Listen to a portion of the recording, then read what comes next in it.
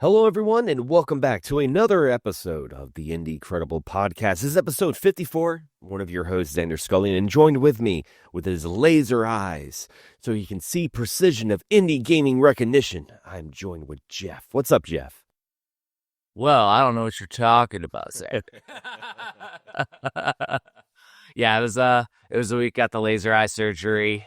Surprisingly not sensitive to light at all. Oh, really? 100% fine. What I didn't realize is they had told me that my eyes had compensated for one another, because I couldn't see far at all, and but I could see up close, no problem. Well, because I'm old and I had bifocals before this, now I see 2015 distance, which is crazy. And I just saw a fly go by that I missed, but I can't see anything up close now. Oh, weird. Like I'm saying, if I have my phone here, this is blurry. Yeah. Now this is crystal clear. This is crystal clear. Walking around with your arm extended out, walking around the... Give me a stick so I can read it. Yeah. So, it's weird, though. So now all I got to do is go to, Walgreens and buy a pair of readers.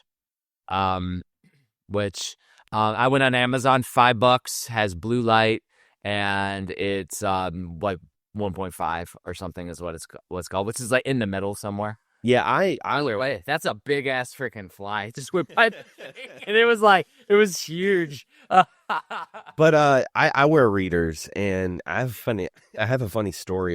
How I started wearing these was me and my stepfather. We both do the Gundam models. We put together models, and he had his glasses sitting on the table. And you see glasses sitting on the table, you're going to put them on. So I grabbed them, I put them on, and dude, I had one of those moments that you see when people are colorblind, they see color for the first time, and it was oh my God, that was me. I was oh my God, everything's HD. So I was man, maybe that's why I get so many headaches. So every once in a while I have to put on my readers, but yeah. Well, fortunately, my whole setup here down in the basement with the office and everything where I do my book work, I see everything clear because it's a big ass screen. From right here, this is where I'll work on my books, so it's perfect. And then yesterday I tried. I did some art. I painted these two guys yesterday. It took a while. This is the commission for the one who has the one-of-a-kind wooden canvas painting. So this is, and you can actually see it from a distance better. This is a scene from the ending of Lunar. I thought you can see it from a distance better. Yeah, there's a little platform here, and this is where the end character is. I added him, and I made him a little bit bigger, so that way there's a little bit of perspective. Mm-hmm. And then all the colors are custom. So now I have to do the arduous task of painting the entire background, which is going to take a while. That's going to be tedious, because that's a lot of detail. A lot of detail. Well, and that's why I tell people, I'm a freaking hipster artist. I'm doing one. I'm going to do it at once. Now, I pre-prepped this. Instead of doing I think it's called gesso, Jesso or whatever. I just did white paint. So I white painted this whole thing. So that way when I paint, it doesn't absorb into the wood. Because the backside's still just wood on this wooden canvas. Because it's legitimately a canvas. Yeah. But yeah, so I got to go through and this is my guide. So yeah, it's fun, but I definitely have to wear my glasses when I do it. You're talking about painting miniatures. I've been painting these, but yeah, I did these guys yesterday while listening to some metal. Having a good time though. But yeah, it's wild. My eyes are still red. They told me because they had to wherever they had the suction on it to do the LASIK portion, I'm gonna be red for a little bit. No pain though. The first 4 or 5 hours was hell though. Oh, I was talking about on fire hell. It was. But then after that, my eyes cleared up. At 2015, almost 2015 in the right eye. It's over 2020, but it's combined. I can see through time now, Xander. So through time. Well, backward in time? Oh. I know when you told me I can see 2015, I'm oh, that was a good year. But yeah, speaking of good time, we're going to be having a good time talking about some indie games this episode. But before we get into those, it isn't an indie credible without a Kyle's trial. So, Yeah. what do you got this week? So this week I went a little different flavor, and I went to. So one thing is Kyle and I, we showed some horror movie stuff, scary movie stuff. We showed some video game stuff. We also were in a metal band together. Oh, and growing up, we always would listen to classic thrash metal and black metal and other stuff, but like a lot of thrash metal. So what I have here is Metallica. Oh, yeah. A Year in the Life of, and this is the VHS tapes with the fucking amazing art on it. Wow. Just really, really cool artwork on this VHS double. So this is like a little box set. Has parental advisory because they're cursing in there. Oh my god, I should probably drink it a lot. I know. I see that, and it makes you think of not trying to get off topic, but I see it, and it makes you think of like Megadeth's new album, like their quote unquote last album, is going to have a cover of "Ride the Lightning" at the end. Like Dave Mustaine's going to cover a Metallica song. So yeah, that's very fitting. That's cool. Well, and the wild thing is like we watched the Ozzy Osbourne documentary. The one that they filmed his like last year of life, and Metallica was in it too. I was like, oh, perfect. I actually have it waiting for Kyle's trials. And yeah, it's wild watching the Ozzy one. That was really, really cool, really fitting. It's like the hard part is that his wife Sharon is like, we finally get this final show done. Then we can do everything we wanted to do. Yeah. And then cut to the funeral, and it's like, oh man, that's like brutal. I still haven't finished watching the show either. Like I have the whole show live. I have not finished it yet. So I'm hoping that I can finish the show. Oh yeah. Well, yeah. I saw something. Go ahead. Yeah. Go ahead. One more thing in the itinerary that I found this week because I absolutely failed trying to do GameHub again. GameHub Lite did do an update to version 4. And then there's a bunch of YouTubers now that have jumped on the bandwagon to do reviews. Interesting thing is that I followed all their things. There's like so many settings. And the first time, man, I just clicked go and it didn't fucking work. And I'm like, all right, we'll talk about it in the podcast. Yesterday night, I was sitting there trying to mess with all the settings. There's like hundreds of settings and you have to do it per game, and I'm like, it's too much tinkering. And this is iPhone emulation, correct? No. This is the GameHub Lite that I mentioned. GameHub Lite. Oh. Yeah, that we talked about the previous weeks. Yeah. So this is where it transitions into iPhone emulation. So I've pretty much given up on GameHub Lite until it's plug and play for the Android devices. Because what I want to do is take, your Ceramide stuff and like give it plug and play. We can play Steam on it, play indie games on it. That's what I want to do. Yeah. Right now it's not plug and play still. But the iPhone emulation is interesting. I didn't know that you could do iPhone emulation. And this kind of goes to my daughter wanted to play Earthbound. Nice. Watching videos on it. I don't know if it's popped up on TikTok or maybe it's in her Roblox community, but she wanted to play Earthbound. And so I was like, well, we can play it on my analog pocket on TV, but getting her to like hang out is like near impossible as a teenager. Yeah. And so I was like, well, I found the iPhone thing. So I went on the App Store because before there was no emulation on iPhones. Like you could not get emulation. There's hundreds of freaking apps now. And so I found a few, but the one that I like, because they have the classic one where you can just get the big iPhone app, the one that has like all the retro stuff on it. I found one's called Manic EMU. Manic EMU. Mm-hmm. And what Manic EMU does is it's like plug and play. There's not a bunch of pop-ups because some of them had freaking pop-ups with ads, and I'm like, my kid ain't gonna want that shit. Yeah. But the Manic EMU, it wants you to do like a lifetime subscription or something, and maybe it's under a trial, but I don't know. But you can go to like get the no intro lists that are online, and like you could literally like go to the website, find the game you want, click it, download, and you do open in Manic EMU, and it opens up perfectly. Cool. And then the cool thing is that it'll do like half of it and half of it. And so then it'll be like touch, but the touch is haptic. So you feel the buttons.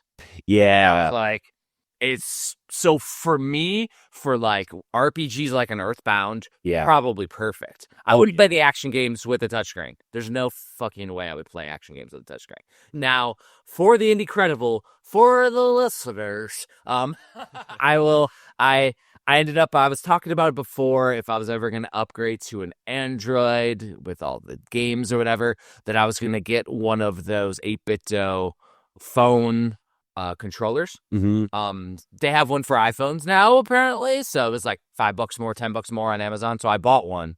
And so I'm going to test some action games on it, well, it won't be indie, but it'll be like retro platformers and stuff. I'm going to test them on my phone and see if there's any lag and do that too, because I haven't seen many reviews on it from the people that I follow. Yeah, so. I've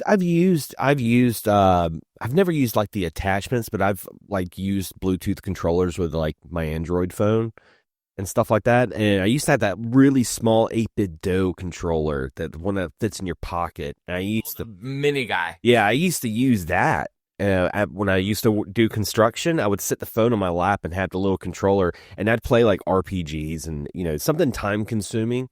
Because I tried playing Street Fighter. I couldn't play Street Fighter without. Well, there's no way. Well, the thing is too is that the screen is small, right? So like your phone screen. But now that my eyes are like super detailed, maybe I can use it. Now the controller is going to be a controller, so it's legitimately a controller cut in two, and you just put it around your phone. So it wouldn't be portable, but it might be something you could put in a backpack. I'll give it a solid play, a solid review. Eventually, I'm getting the fold thing, the fold phone. Eventually, we're eligible for upgrades for our phones. I'm fine. My main thing is this damn thing, freaking iPhone watch that I've had for a while.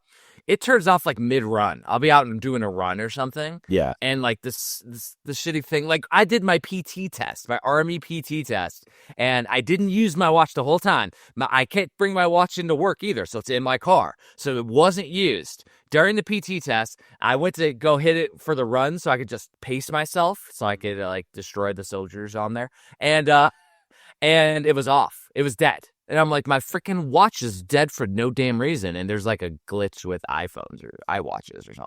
So like, I literally want to get out of the Apple ecosystem, but I'm used to it. So it's a give or take. Like, yeah. I stopped using Apple a little while ago. Then just went Android just because of the more options. Because I film a lot with my phone, so there's a lot of different like video editing software and stuff. I mean, it's a lot of cool stuff. You'll have to teach me when I move over to Android, because like I'm not a video person. I'm more audio, which is podcasts.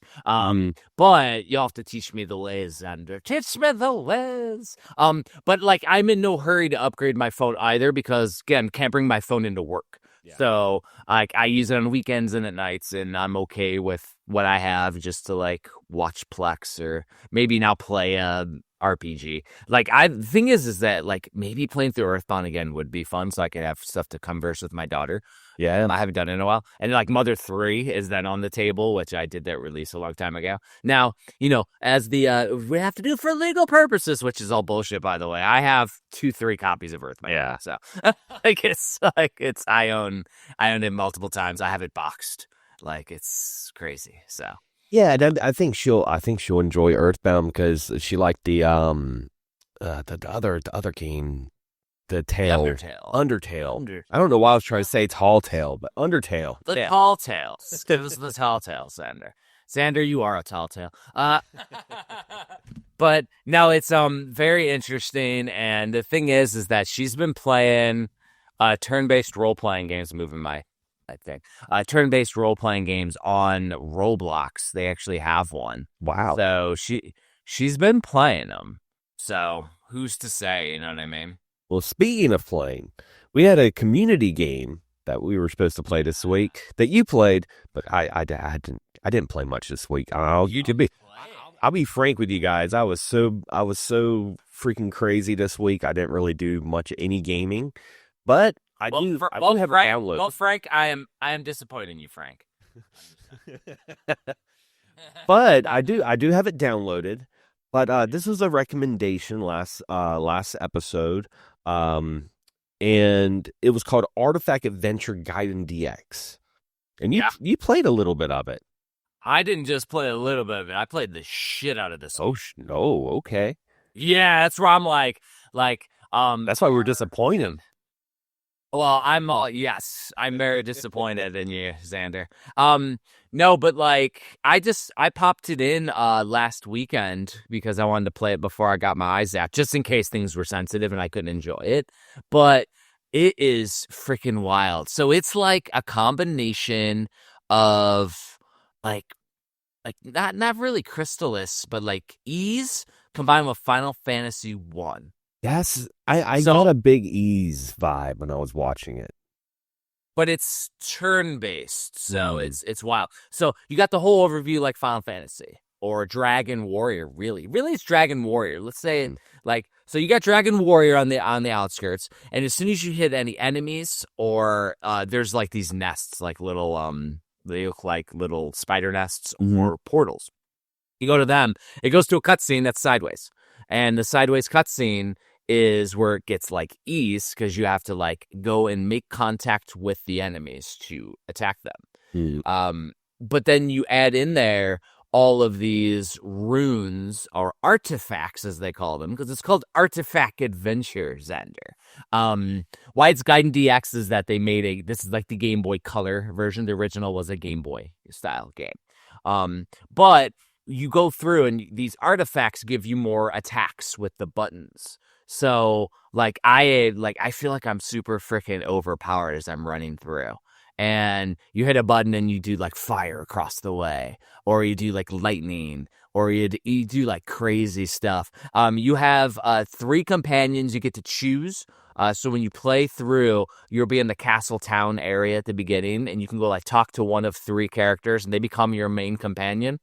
I picked a guy named Roland, and you press a button, Roland's button, and he goes and like zooms across the freaking screen and attacks the shit out of enemies. Like really fucking good. And then like you get 2 other support characters that their story unfolds to. I found like a little medic girl, so I figured, well, if I'm running out of health, she would help me out, and she gives me like a regen constantly as I'm fighting. So as I'm fighting, if an enemy attacks me, I'm regenning. Which is crazy. Yeah, I've never had to use an item yet, and I've been playing hours. And then I got another character, like a little like a spear character, and it feels like he was a damn waste. Because his thing is he gives you this spear attack, but the spears are finite, so you have to like collect them, so it runs out. Whereas the other artifacts are like infinite and they just recharge. So to me, it's like there's no freaking reason. Then on top of these other artifacts that are attacks, you have passive effects. So like I have one that's like poisons the enemies, or I had one that was I had this lance, and then I had a lance attack that would make my lance more powerful. So the game's cool as shit. Interestingly, you start off in the past or the current, and then you'll and I wanted to test it because I wasn't ready to go to it yet because I was still going around. But you have the whole overworld to go around. You can go to caves, you can go to towns. There's little mini quests and shit. All the stuff that you do when you fast forward into the future, Final Fantasy style. Then the world evolves. So like, say you help somebody with their medicine, they'll evolve in the future. And Yeah. so I'm not ready to go to the future because I haven't seen the whole map yet, and I've been grinding the whole time as I'm doing it, which is fun. But it's interesting because I went to the future just to see. The whole world goes into chaos, and you see like Roland had died, but you have his daughter or his granddaughter is helping you. Wow. And so like it's wild stuff. Like it's everything kind of like progresses. And then I just reverted back to my old save, so I didn't lose my progress because I still have like because there's like sections of the map, and some of the map you can't get to. Like there's a big river that separates the world, and you can't get across it. But you'll have an airship in the future you can just fly over. It's Final Fantasy style, so it's got a lot of depth. The graphics are pretty freaking cool. Looks like a Game Boy Color game, Yeah. And like, who was the recommender for this in the community? I cannot remember. It was weeks ago. Yeah. I can't remember her name off the top of my head, but she's on my Facebook. So she'll listen and she'll be like, that's me. That's me, you assholes. Yeah, I'm kind of looking back to see if I left her name in. I had it in there initially, but then yeah, things have changed. But yeah, Artifact Adventure Guide in DX, badass. For the Indie portion, the game is $10, and was created by Bluffman. Bluffman. His goes to a Playism publisher site, so he doesn't have his own page. I assume he worked on the first one as well. Be honest. But yeah, cool as shit. Because there's Artifact Adventure, which is like an NES game, Artifact Adventure Gaiden, which is like a Game Boy game, and then Artifact Adventure Gaiden DX, which is like a Game Boy Color game. So I'm not sure if the original Artifact Adventure, they all seem to be very similar in stature. They're all about $7 to $10. Nice. The whole bundle is 15% off, so $20 you can get all 3 games. Not bad. Like, I downloaded it. I plan on. I'm not working today, so I do plan on playing some video games today. And speaking of playing video games, and we just left Halloween. Halloween was just a couple of days ago, but you played a game is this the one that was available at Spirit of Halloween? Is this the NES game? No, that's not it. It is made by the same developers. That's what I'm. So this is the third game in the trilogy. The one at Spirit Halloween is the second game in the trilogy. So we're talking about Haunted Halloween. Haunted Halloween 85 was the original release by Retrotainment Games. They then released Haunted Halloween 86. Haunted Halloween 86 did get a release this Halloween at Spirit Halloween. There's a version with a boss fight, I think, that's on Spirit Halloween. This was the Kickstarter version, and I had this Kickstarter copy of Haunted Halloween 87, which is right here. I have the physical of it. Year of the Witch. Retrotainment Games. Year of the Witch. Very interesting game. These are kind of action platformer beat 'em ups.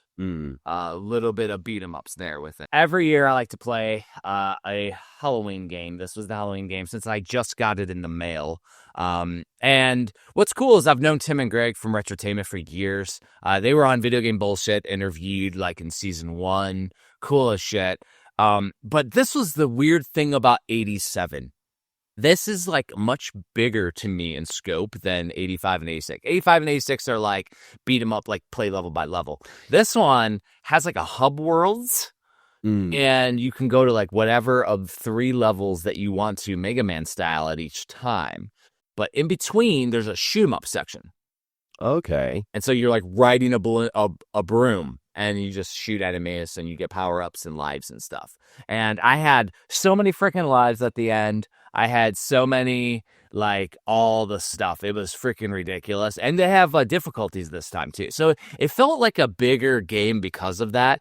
Here's the cartridge, by the way. I chose the classic Nintendo Gray. I always choose classic Nintendo Gray over doing color ones. Yeah, it makes it feel more official. You know, like I like the colored cartridges, but yeah, they always stick out. If you have like a wall of cartridges, you see that one yellow one, you're like, yeah, that's a homebrew, you know. I realized I don't have my box protectors. I need to like find them and see if I need to order another round of NES box protectors. But I open my homebrews and play them, so I like enjoy them. But yeah, so 87 was awesome. Went through, beat the game. You fight, the end boss. At first, you fight the end boss of the second game, the Scarecrow. There's an end boss. And you got to fight the witch at the end. Yeah. She was pretty freaking challenging. It was crazy. Well, I was going to ask you while you're being taken away by Donkey Kong. I was going to ask you, because I've noticed the games go in like a year, like 85, 86, 87, like that. I was going to ask before you mention it, like if 87 felt more robust because, as the years progress in this trilogy of like the NES title gets more in depth. And that's what it kind of sounds like to me. That's kind of what cool. it kind of feels like the progression of the Nintendo Entertainment System itself, because like the first game was a beat 'em up and you play as the Donnie character. The second game has 2 players and you could swap between them. Yeah. And there's combos and stuff. The third game, there's combos, there's different move sets that you can unlock as you play through levels, and there's a shoot 'em up section. So like it really is the progression of like the development of these guys. That's cool. I like that. Developers. Yeah, it's really cool. I'm not sure if they're like the programmers or they hire somebody, but like those guys are cool as shit. And the Legacy game we're going to talk about is also from Entertainment, but it's not Haunted Halloween. Oh, yeah. Well, with that being said, first, we're going to go into our new and noteworthy. These are some... Or should we hit our randomizer for what we're going to play? Yes, let's do a randomizer. That's it. I got to hold it back this far to be able... We'll see my screen, by the way. Holy shit. We're just going to do any game this time? Yeah. Any game? All right. We're going to play the Dungeons of Hinterberg. Dungeons of Hinterberg. Okay. Dungeons of Hinterberg. It is an 8 gigabyte install. And I'm pretty sure this indie game is also available for free on Xbox Live. I'm pretty sure it's on there too. Dungeons of Hinterberg. And I think it's retro. Let me type her in real quick.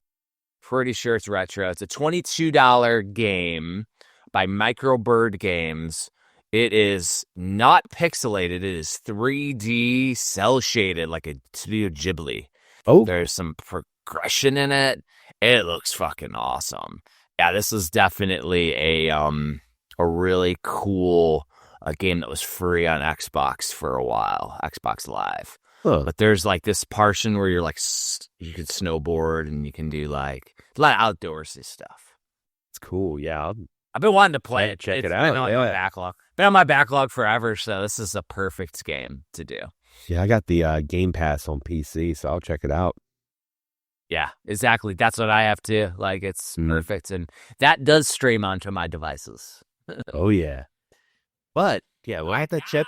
It's time. Now it's the new and noteworthy, and the first game we're going to talk about is kind of funny because the last line mentioned on episode 53, the last episode, he was talking about how Acclaim was back and they put out a game, and he was like, "You guys should cover this." And weirdly enough, I go check the docket, and I'm like, there it is.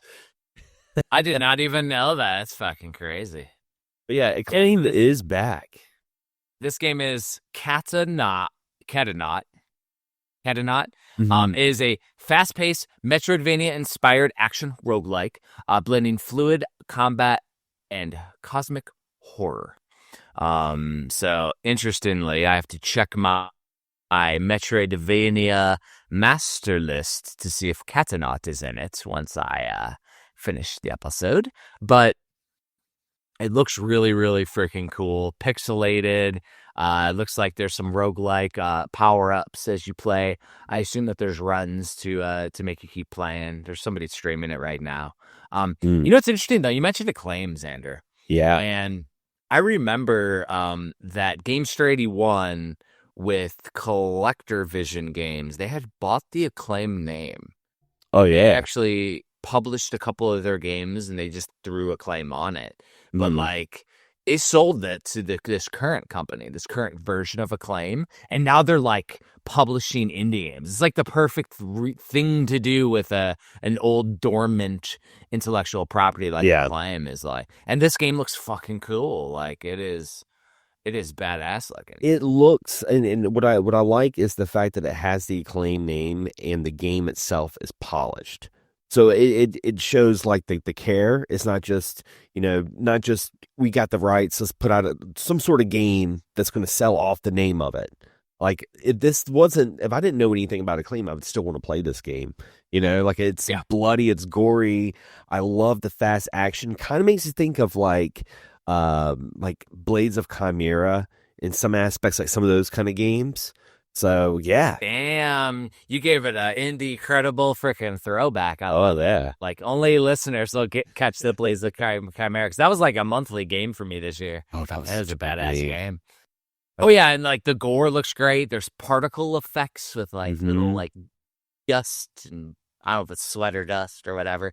But there's like tons and tons of weapons and skills, like tons of weapons and skills, which is a roguelite aspect, right? It's like like literally what it does is it overwhelms you with chaos and you probably die a lot. Which I just hope that the grind is good. Yeah. Yeah, because I was about to say, because you know what makes you think of is like, I think I may have mentioned it in the previous episode, like I've been getting back into Dead Cells, and this game kind of has that Dead Cells vibe to it, like the action portion of it. I feel like there's more enemies in this than Dead Cells, but I'm like, oh, okay. For $13.49, because there is a special promotion going on. It's pretty good. Well, the fact that it's like, I was saying Katanaut, but it's Katana. So I'm an idiot. It's Katanaut or Katanaut. But the fact that you have to get in close with the katana means that the enemies have to be a little slow. So hopefully it's not like the zombies that you see in the trailer. You do have some guns, so maybe you use that. I just hope that the bullets and shots don't become overwhelming so I can like eloquently dodge. But this is one that I want in my backlog, like immediately. Like again, Metroidvania, a Roguevania is cool as shit. I love Roguevanias. I mean, I signed one back in the day, and after that, I became freaking obsessed. And so Katanaut is a good one. Yeah, and like I said, it's got a promotion right now until November 7th. If you're on Steam, it's like $13 and some change. Now, moving on to the next game, because oh man, this one looks awesome. Game. Like this is why we do this show, people. Like we come across random ass shit, and it's like, dude, Chrono Gear, Warden of Time. This is like a Neo Geo platformer. Yeah. Like, it just looks so fucking beautiful. But it's, like, modernized. Like, it just looks like one of those games that you would have seen released physically on Switch. Like, it looks amazing. It's like a platformer with all the different bells and whistles that we want. Yeah, it's overwhelmingly positive on Steam. And it's one of those games that, like, the name wouldn't have grabbed me. Chrono Gear, Warden of Time. Okay, cool. Well, it's like, is it Chrono Trigger? What yeah. I was like, oh, okay, that's cool. But when you open up the trailer and the way it just starts off with like the side-scrolling hack and slash, just the power-ups. Like there's this one power-up where like you almost have like a ball of calamari. You know that game is like you're sitting there running on that. I'm like, man, this is cool. I like it. And apparently it goes into the same thing, because we talked about it before. There was a free Vampire Survivors game called Hollow something. This is a Hollow indie publisher, which goes with the Hollow live production. So that apparently these characters, the theme, something like that. It's kind of like the Toho project, where there's like a big theme of like the same type of characters, I guess. Yeah, they have released a shit ton of Hollow games. Like when I say a shit ton, like there's 20, 30, 40 games here. Oh yeah, it's a full page. It's a full page for them. Galaxy Trail though has done Freedom Planet, Grapple Force Arena, and then Chrono Gear, and then Team Chrono Gear has just done Chrono Gear. So it looks like there's a pretty big community of quality here. Community of quality. And write that down. And there's a demo. There's a demo too. Xander's happy. He has his old man demo that he'll never play. Takes up the hard drive. That's all it does. You're like, damn it, yeah. Quit making sense. Now, going to the next one is A Little Witch in the Woods, which is a very... the more I watched the trailer, the more I learned about the game, and I'm like, okay, this is... Because at first I watched it, and I'm like, okay. I'm following the trailer right now.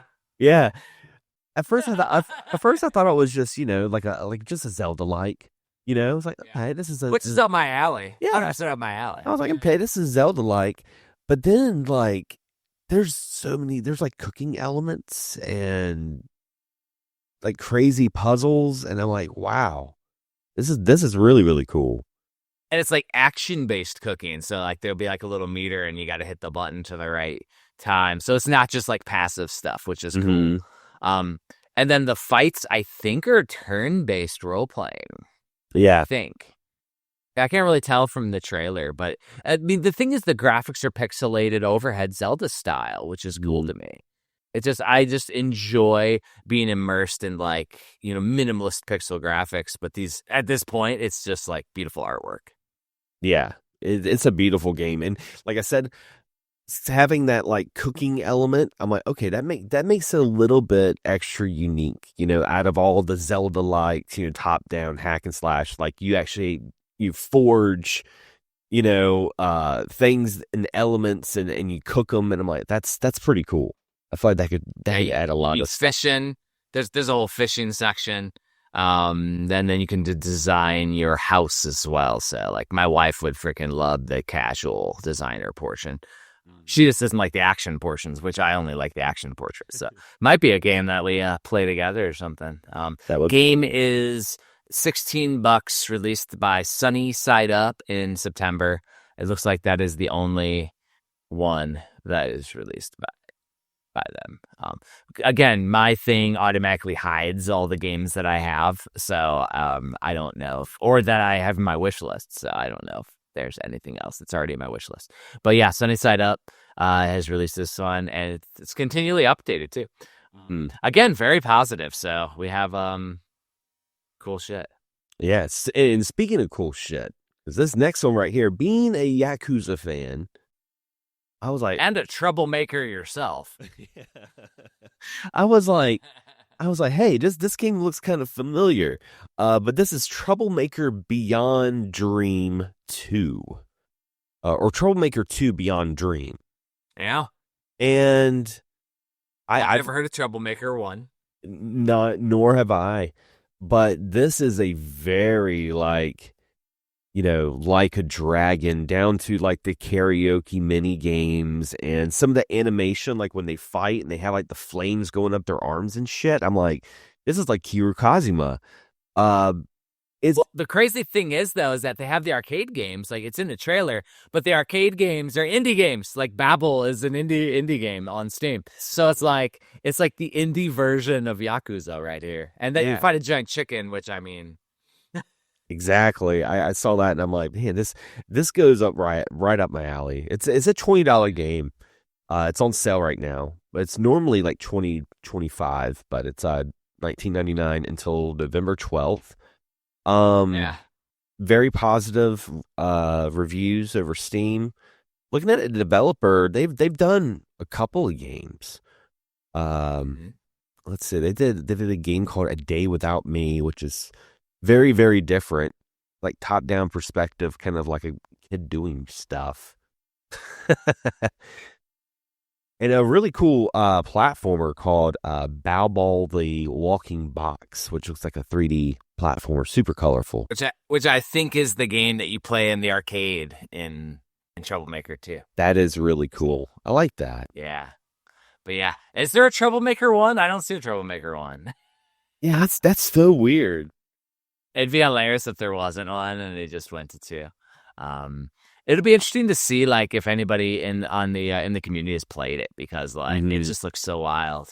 I'm definitely check it out. I want to recommend it to my friend Mikey too, because he's a big Like a Dragon fan like I am. So, and James Gruesome from the Access Gaming Podcast, he has a Steam Deck, and I'm like, come on, dude, you gotta check this. He'll love that.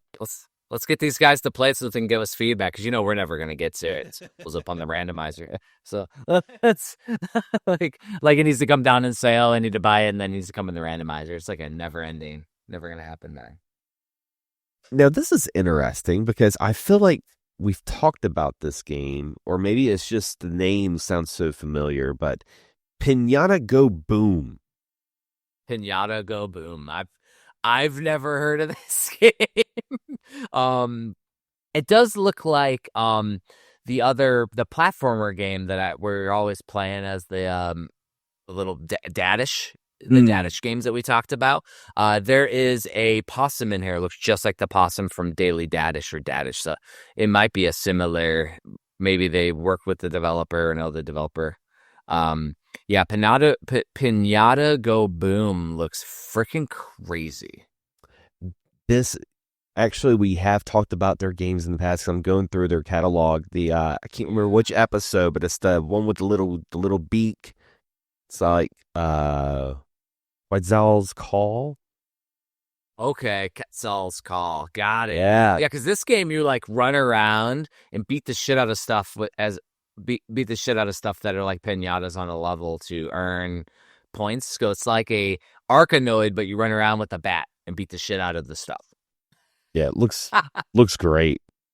Looks fun. And then there's like a gated progression system that you go through as you beat levels, and you could like go to splitting paths. Like, I don't know how they decided to jump onto this and create this, but it looks freaking ridiculous. And you have a skill tree.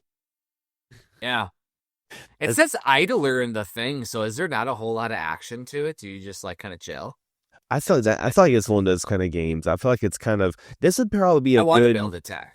Yeah, this looks like a game that you would probably like stream and like talk to your, chat or whatever while you're just playing a game. This looks like one of those kind of games. Cool. So it does say there's automatic attacking. So I'm not sure, but if I want the tactile beat the shit out of stuff too. So hopefully you can do both. Yeah. Because I don't just want the character to run around. Like, I want to be able to control it. Yeah. I want some kind of interaction with this pinata. Because I'm a kid at their birthday wanting to beat the crap out of Ninja Turtle freaking pinatas or something. Like, that's what I want to do, Xander. What the hell are we doing here? How much is this game? I was about to say it's $3.99. Hell yeah. Nice. It's on sale. It'll be within our budget. Oh yeah. Super cheap. Let's see. And going to the next game, I thought it said something totally different when I first read the. Oh, I bet you little sand perfect. It's like, pardon? But Funk Unplugged, which is a really, really cool game that I see a lot of like, and maybe it's because I played a lot of Astrobot. I see a lot of Astrobot influence with Funk Unplugged, which isn't a bad thing. But then again, they're both robots, so. This was released in 2018, so maybe Astrobot stole from them. Yeah, it's a very interesting thing. 2018, so it'd be interesting to see why this popped into the radar too, because usually there's an update or a reason why it actually comes onto our radar here. It is $5, 3D platformer, use musical powers, so up the Xander scramble, zeitgeist here. I don't see any updates or anything. I think it just randomly, sometimes I come across shit, and this was one of those random ones that I found. I do cool shit. I do like the fact that it incorporates like classical like music composing, like Beethoven's Castle and stuff like that. That's really cool. And I mean, it looks fun. Looks like a lot of fun. Looking at the developer and publisher, doesn't look like they've done anything else other than this. So well, and it has a cute story look to it, and it might be because all the enemies have them, but it kind of reminds me of A Hat in Time as well back in the day. But like all these hats are going on stuff, making them evil, so that might be why I'm thinking of A Hat in Time. But it's also a cutesy platformer. I like that it goes to the side scrolling for platforming sections as well as the 3D. There's definitely the glide. There's a glide portion, very Banjo-Kazooie like collectathon. Like, I mean, it looks cool as shit, man, and. Again, 2018, so 7 years, and neither of us, being gamers, running multiple podcasts, all the shit, never heard of this game. Like, this is why we do the show, though, is because, like, who's to say that this, by Vamped Games, this game here isn't freaking cool as hell? Yeah. It looks great. It has mostly positive reviews. Like, yeah, I definitely won't play it. Now, this game... very interesting perspective, because I was watching the trailer and I'm like, wait, is there more? Because this game, the Dark Queen of Mortholme, it's a one boss fight. This game is. But every time you fight the boss, you get different perspectives through the story. What? And I'm like, okay, that's very interesting. There's a indie RPG I played years ago from NIS of America. It was like called like 50 Days or 50 Nights or something like that. And it was like an RPG in reverse that started at the end and you went backwards through a story. Yeah. So that's kind of what this kind of makes you think of, is like while you fight, you learn more and more about why you're fighting. That's pretty cool. Okay. That's very interesting. You play as the final boss, and you're the Dark Queen. So you play as the boss. Yeah. However, the hero keeps coming back like you do in video games. So that's cool. So every time you kill the hero, they probably become more and more powerful, and you're gonna get better. That's really cool. It's a very short form indie game. Like, I don't know, it seems interesting to me. Like, wonder what. Oh, they also did Atomic Owl, the same developer. Or is it publisher? Probably publisher, Monster Theater. Yeah, so Mosu is the developer. It defaults to Monster Theater's publisher page. I don't know if it's the same developer or not. But yeah, either way though, this game looks freaking cool. I love shit like this too, where it changes and like makes you think about it, which is pretty badass. I like the fact, it tells you from reading the description, this is a short form indie game. So it's not a long game, but with that being said, it's only $3.24. It's on sale. Normally it's a $5 game. So a lot of good Steam sales going on right now. Dude. Everything's on sale. Giant fly just attacked my arm again. So yeah, that's a game I definitely want to check out. I think that's And as Xander would say, speaking of sales. Oh, yeah, you're catching on. I almost smelled that you stepped in. We are into our budget section. Now, last week, we didn't have any budgets. We were just like, sorry, guys. Sorry. We made up for it with this week because we have a couple. This week's fucking crazy.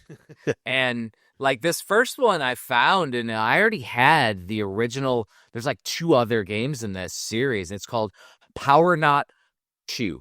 Apparently it takes place thousands of years in the future of the original Powernaut Vanguard, or whatever it's called. But this game was $1, Xander. $1. It's released in 2021 and only has a couple reviews, but this game looks like NES style chunky pixels, shit that I could like make pixel art of. Like the characters look fucking cool. And it's like a retro, like Street Fighter 2010 on the NES style with robots and all the stuff. Like, and it looks fucking cool, man. Yeah, it's funny you mentioned the Street Fighter on the NES because it's got that look where like everything looks metallic and chunky, and I love that kind of animations are great. Animations are great. It has roguelike features, so every level is procedurally generated, and then it's run, jump, and shoot. And you get progressions. There's diamonds that are collected that unlock suits, weapons, and special attacks. Those get unlocked as you play through the level, so you get a little bit of a sense of progression. And then each piece you unlock changes the game, so it adds more mobility and attack types. So what I like in these roguelites now is it has to give you some OP progression eventually. So as you die and play again and die and play again, that's what Robot Named Fight did well, and they did it through their shrines system that you're donating. So you get all these chips and you donate, and you can like control being overpowered, and eventually you kind of craft the game to how you want to play it.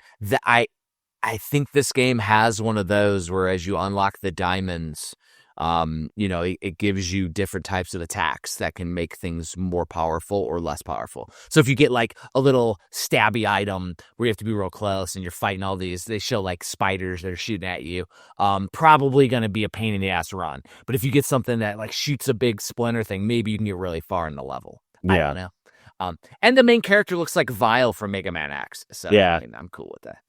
Dude, this fly is like this big, dude. It's like right here looking at me. That's a big one. It's our first guest on the show is the Fly, Hell, the indie the Fly. Fly. His name is Jeff Goldblum, and he's the Fly. But Yeah, yeah, dude. this game right here, because man, it's been a while. It's been a while since we've had a good boomer shooter. And this is Well, and it says it's a Metroidvania, which is a first-person boomer shooter. I don't get it.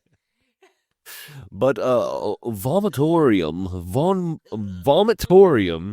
Vomit.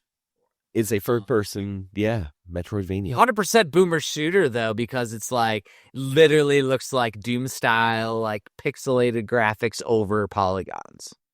Yeah. And enemies look fucking brutal. The weapons and shit, like there's one where you have like a glove, like almost like a power glove. Like this game looks fucking crazy, but it says the first tag is Metroidvania. Is this a Metroidvania, Xander? I mean, maybe it's like a Metroid Prime, obviously. Yeah, maybe it's more Metroid Prime-ish, a Metroid Prime-avania. Metroid Primavania. First-person shooter Metroidvania. Well, the thing is, though, is that we do see an amalgam of genres. So seeing a Metroidvania combined with the first-person shooter is not anything dissimilar as a Metroidvania pinball game that Yakuza Island Express is. So, yeah. This game is 90% off, though, Xander. Normally $10 is $1. So, like, this is the time to get Vomitoreum with the grotesque pixel art. And it says it's atmospheric worlds based off of Zdislaw Bezinski paintings. I'm sure I've never heard of that name, so I'm sure he's like an indie artist or something. Oh yeah. Yeah. But there's a moment-to-moment encounter design methodology with this game. So the minimalist combat encounters. So every moment, that's where the horror comes in. And it's a vast interconnected world, and secrets and environmental storytelling. So I assume that this is where we get the Metroid Primavania aspect to this game. It looks fucking cool, though, man. Like, there's been a lot of cool games this episode. This is bad. I had too many games to play, man. Well, we're gonna keep just adding more to them because now we have the tower on the Borderland. Now, Tower on the Borderland. I'm looking up the kind of refresh my memory real quick because this game right here is a PS1 throwback. That's what it makes you think of. It's a third person shooter like Resident Evil, almost like it kind of makes you think of Siphon Filter in a weird way. Or Silent Hill, yeah, like it's got a lot of those elements. But yeah, you watch it and you're like, yes, they're shooting, and of course, according to the tag, Metroidvania, which I don't see it at all. But it's like the Tower of the Borderland. It's a horror game inspired by Super Metroid and the House of the Borderland. House of the Borderland. I don't know that game either. I don't either. I love the siphon filter action horror gameplay that you're like referencing because you got like a laser sight. Yeah, that's what gives you that's what completely does it. I love the PS1 style. I hope that the controls are good because I don't like when they do the tank controls for tank control sense. Like we've added 2 analog sticks for a reason nowadays. Yeah, and I want to make sure that we 100% want to play like well. But so interestingly, this game is $1.50 on sale. Yeah, and it's got a demo if you want to play that.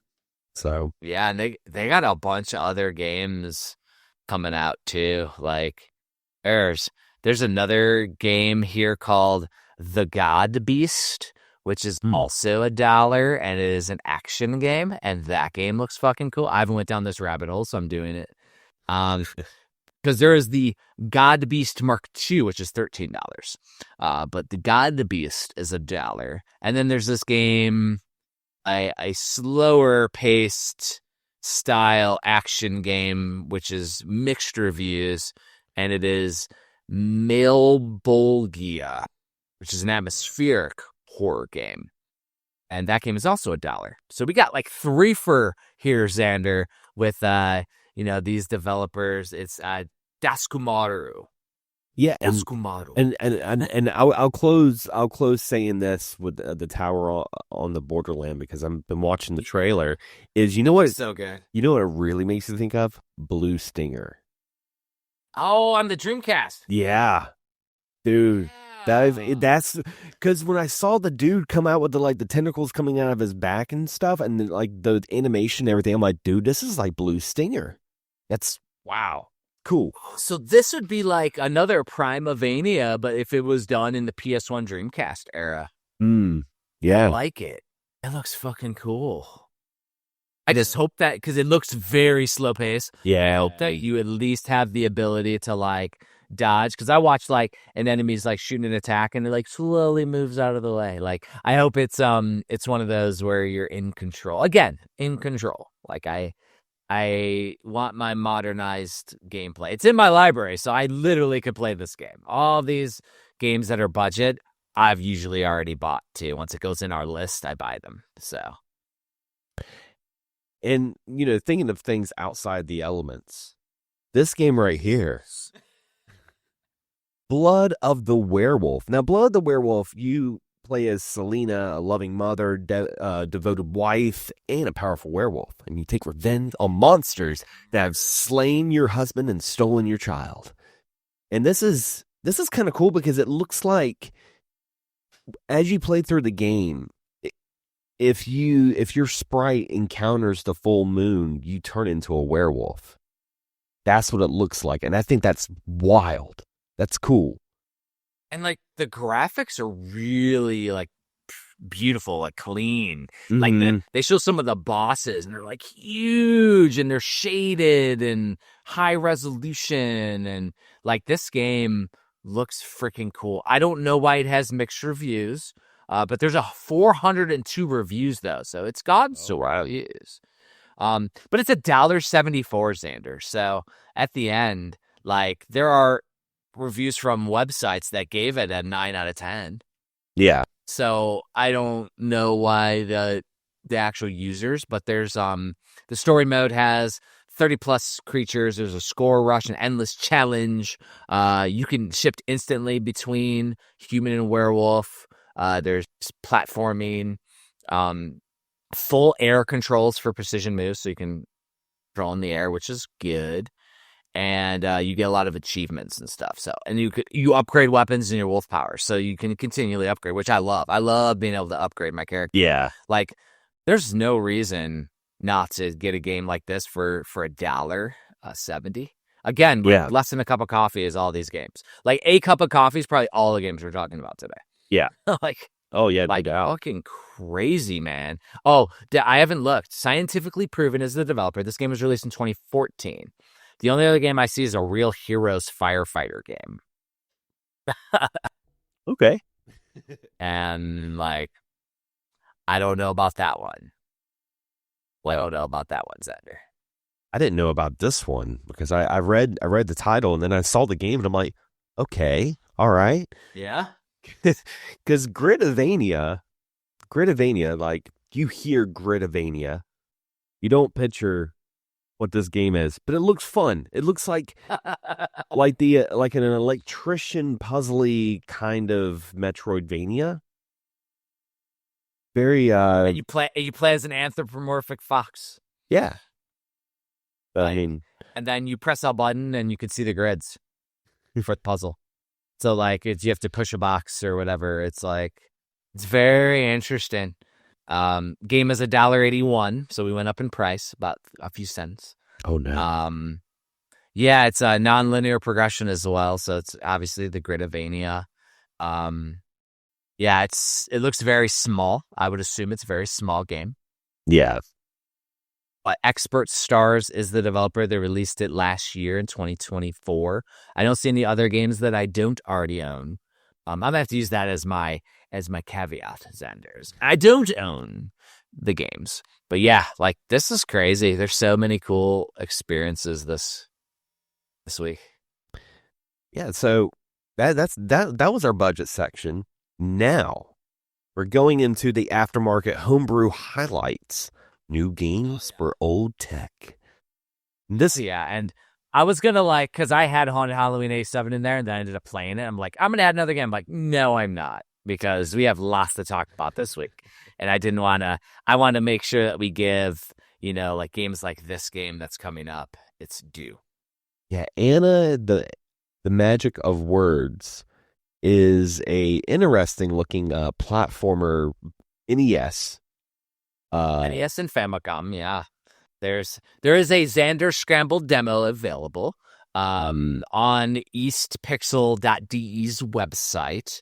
Release says when it's done, Xander. It'll be released when it's done. When it's done. I like that. It is. Yeah, the game is precise, mostly pixel perfect platformer in the style of old arcade games. The characters look really freaking cool. You got like a little, like tiny little character, looks like almost like a caveman or cave woman. And there's trampolines. This is not trampolines, trampolines. Which I like. Trampolines.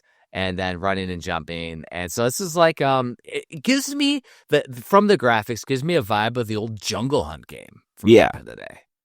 Yeah. Which I think is cool. Very mid homebrew look to it. The original homebrews are all like black backgrounds with some characters. Yeah. This one has like, before they got super fancy, but still look like an NES game. Because homebrew has followed the way of the Nintendo Entertainment System. Like we mentioned with How Did Halloween 85, 6, and 7, maybe being a progression of the NES itself. That is kind of how the NES homebrew scene itself has evolved since they initially reversed engineered the NES with Memblers to future. And this one is like in that middle where it just looks like a cool fucking game I would run on the weekend. Yeah. Like, yeah. Hunter. Yeah, it's funny you mention that. I use that reference a lot when I see some games. I see some games, I'm like, that would have been a fun rental, And like, yeah. I feel like if you grew up in that time, you know it. You're like, okay, cool, yeah. It looks like a good weekend game, for sure. Good weekend game. It looks like it's only going to be NES from what I can see on this website. Let me go to the itch.io. So itch.io is where people release their games. Either you can throw them a couple bucks, download it for free, all that stuff. Itch.io is really the real place that you want to do. It is in active development as of January of 2025, which shows that it might be a bit outdated. It might be a little bit, in limbo, because usually homebrew games are made by developers and they got lives. They got jobs. Yeah. So there's a lot of comments though, and people loving the game. So, and there's a cool ass trailer that I'm sure we saw the B-roll for. Oh yeah. And this next one, it was kind of hard to find B-roll for, because this is some indie hipster stuff, like you would say. Oh, holy shit! This one, I add shit like this, and the game that we're referencing is Dizzy Sheep Disaster EX. And the reason why I wanted to add it is this is not a game for the NES. This is not a game for the Game Boy. It is a game for the e-reader, card swiping. And the reason why, there's like screenshots, bro.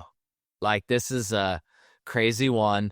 Now I'm sure this was released. I'm looking at a thing. I don't know when this was released in March. I assume it was March of this year, but they showed off a demo at Midwest Gaming Classic, Xander, which is a plug, because we are going to try to make it as an indie credible community to Midwest Gaming Classic in 2026. Hell yeah. The goal of this game is to have it out by the end of 2025 this year, so we'll see. There's a project's website here that you can sign up, and I'm doing this shit live. And the cards, they look super fucking cool. Like, the artwork on it is like the sheep flying, and it looks so fucking cool. Like, I 100% want to support this just because I want to see more.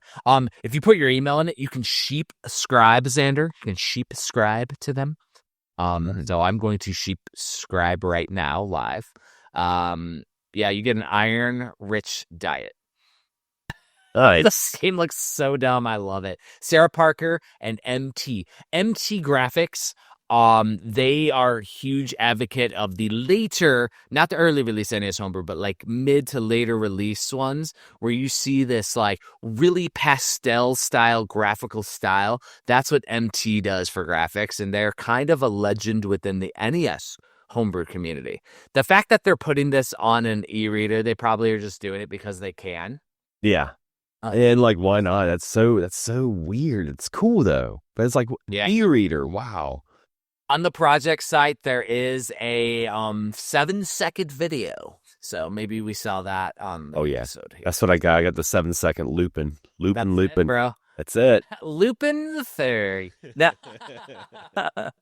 But yeah, dude, this is it is fucking crazy. It is awesome.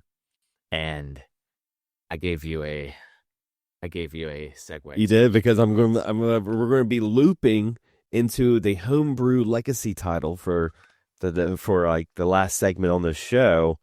And this is something you mentioned earlier. You said it was by the same folks that did the Halloween Haunted Halloween. I think this, to my knowledge, this is the only other series game that they have released on the NES. It is called Full Quiet.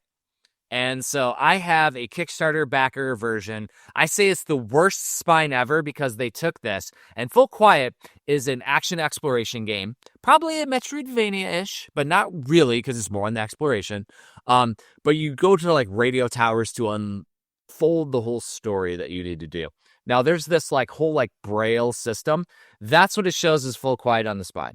Braille. So it doesn't actually say Full Quiet. So if you put it on your shelf, it doesn't say, but it could be like that because this is the Kickstarter exclusive edition.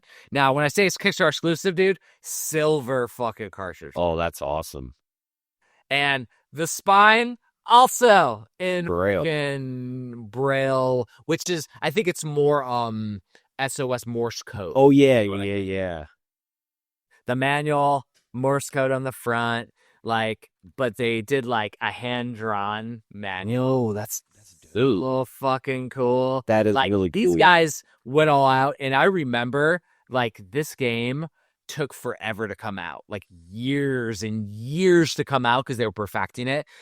This is what I would call because the graphics, they're very dark, but it was by design. But this is one of those masterpieces of homebrew that have come out. Not to say that the Haunted Halloween games aren't great fun NES style action platformers, because they're freaking cool. Yeah. This game though is like Metroid levels of, and I remember the original experience you had when you played through Metroid the first time. That's what this game is. It's a unique thing. Very dark, gritty, awesome. It just, I mean, it has so much going for it. Like the manual looks like a diary entry, you know, like it's got pictures and all that stuff. I'm like, man, that looks really cool. But and yeah, it is the Morse code because the trailer does show like a cutscene of the Morse code and all that stuff. So, and there's a lot of love that went into this, man, and it's super freaking cool, super freaking cool. Love it. Well, we also love. Speaking of love. We also love our wonderful indie credible community, and we can't end the show without giving a big shout and a huge thank you to our executive producers, like Aftermarket and David Isherwood and Lunchbox, aka the Disgruntled Gamer from Thunderdome Gaming Society, who recommended a game for us to stream that we didn't get to do last Friday because it was Halloween, and I was like, but when we do stream, that is a game we're going to be playing. I can't remember the name of it off the top of my head. Let us know, Lunchbox. We're going to freaking make it happen.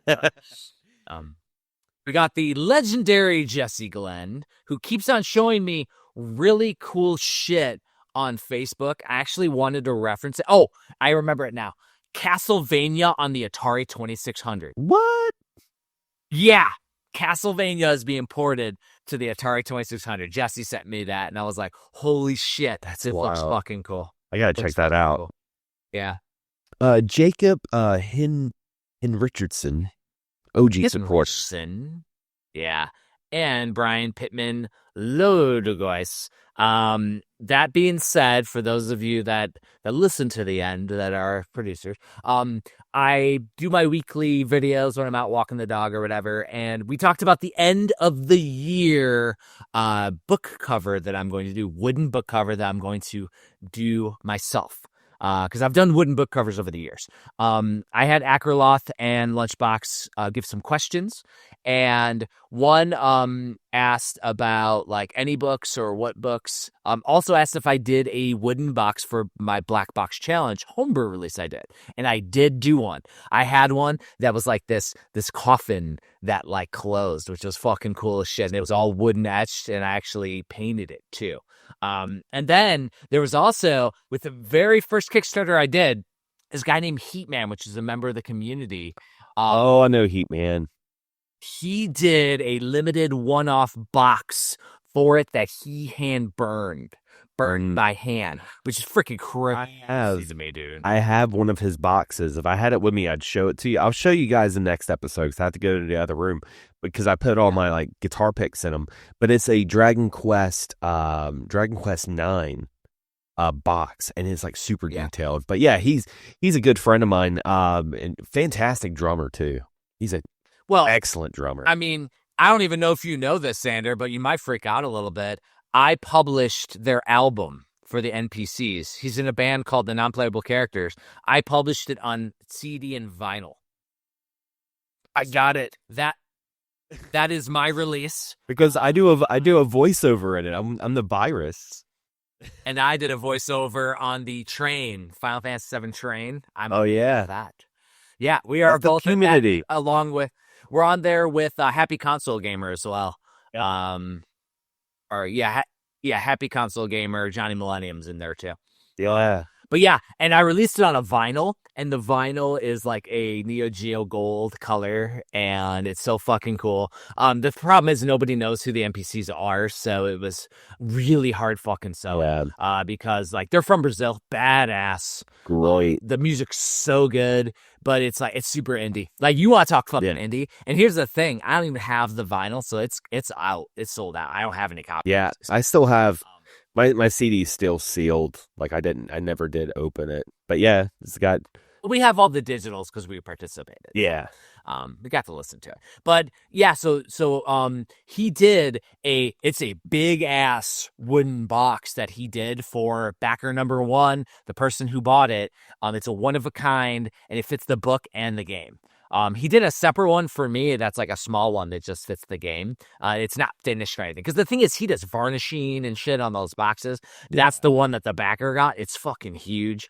I don't even know the backer because I don't think that I think they disappeared after that because this was like 15 years ago that I released it.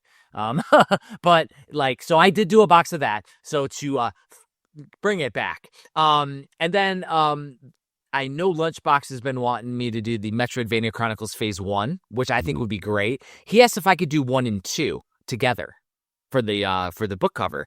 But then I'm like, well, what happens when we do Phase 3 next year? This next year's doing Phase 3. Then you would have 1. Maybe we could do Phase 3 as a separate one. I don't know. So I just asked the question. I'm okay because all I'd have to do is make it a little thicker because both volume 1 and 2 are about the same size. So I have them for size comparison. It just has to be something I've released to be able to do the size. And I think that would be a perfect one. I gotta like CAD it too. I gotta make like so all the little pieces fit together like a little puzzle because it's gonna be like about 5 pieces that I'm gonna have to like hand put together. It's gonna be fucking fun because that's what they did with the original boxes. But yeah, it's gonna be crazy.